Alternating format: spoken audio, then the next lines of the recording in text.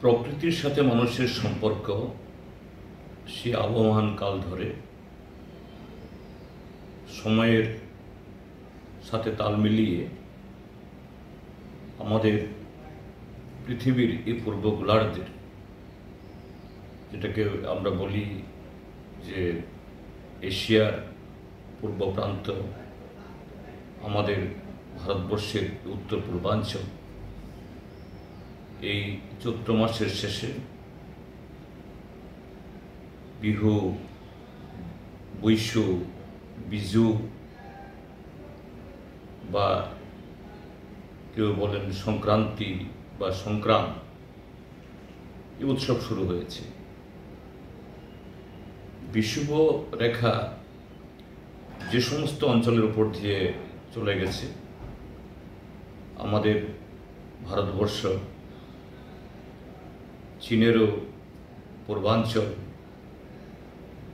Vietnam, Laos, Cambodia, Malaysia, Indonesia, এই গোটা এই অঞ্চলে, এই ভূখণ্ডে এই সময়তে যারা আবহমানকাল ধরে প্রকৃতির সাথে সখ্যতা রেখে তাদের কৃষ্টি এবং কৃষির সাথে যুক্ত হয়েছেন।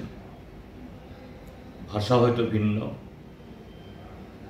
সাংস্কৃতিক যে বৈচিত্র্য তার মধ্যে ভিন্ন ভিন্ন, কিন্তু ঠিক একই সময়েতে এই উৎসব শুরু হয়েছে। সে উপলক্ষে আমাদের রাজ্যের মধ্যেও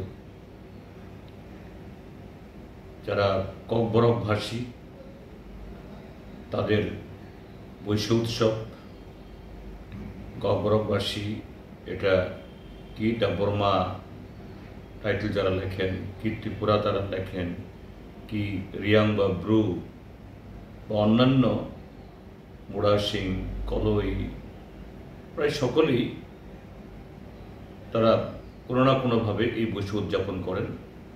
তার সাথে হলো গড়িয়া উৎসব বা গড়িয়াতে। ঠিক তেমনি আমাদের রাজ্যের মধ্যে যারা বৃহত্তর যে জনগোষ্ঠী বাংলা ভাষাভাষী, তাদের যে গাজন, গড়িয়া এবং গাজনের মধ্যে যেন একটা অপূর্ব একটা মিলন। তার সাথেই চৈত্র শেষ হলেই বৈশাখে নতুন নববর্ষ। আসামে এই অঞ্চলের বৃহত্তম রাজ্য, সেখানে বিহু উৎসব, এবং সীমানা পেরিয়ে গেলেই চীন, ভিয়েতনাম, মালয়েশিয়া, ইন্দোনেশিয়া, এইসব জায়গাতে সংক্রান্ত বা সংক্রান্তি উৎসব।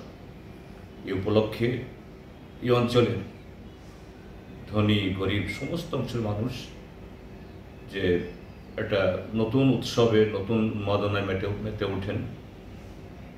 যে বৃষ্টি যখন শুরু হবে বৈশাখে, তখন চাষাবাদ শুরু হবে। সেই চাষাবাদকে কেন্দ্র করে নতুন করে কৃষির সাথে আবহমান করে যারা যুক্ত এই অঞ্চলের যারা অধিবাসীরা, তারা কেউ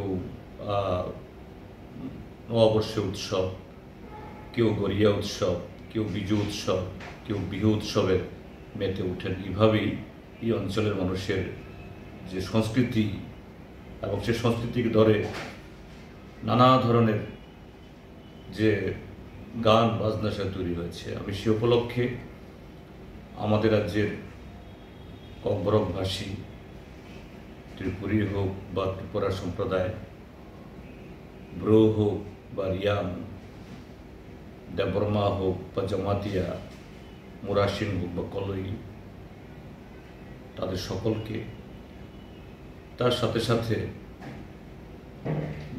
চাকমা জনগোষ্ঠী যারা এবার উত্তর ত্রিপুরার সম্ভবত এই লংথরাই ভ্যালি মহকুমাতে এই বিজয় উৎসব মিলিত হবেন, এবং তার সাথে যে এই গাজন, দামাইল উৎসবে যারা মাতমের চৈত্রের শেষে এবং তারপর নববর্ষে, এবং তারপরেই গড়িয়া উৎসব সে উপলক্ষে এই ত্রিপুরা রাজ্যের সকল অংশের মানুষকে ধর্ম, বর্ণ, ভাষা, সংস্কৃতি নির্বিশেষে আমি আন্তরিক শুভেচ্ছা অভিনন্দন জানাচ্ছি এবং অত্যন্ত আনন্দের সাথে, আত্মবিশ্বাসের সাথে এই আশাও করছি যে আগামী বাংলা বা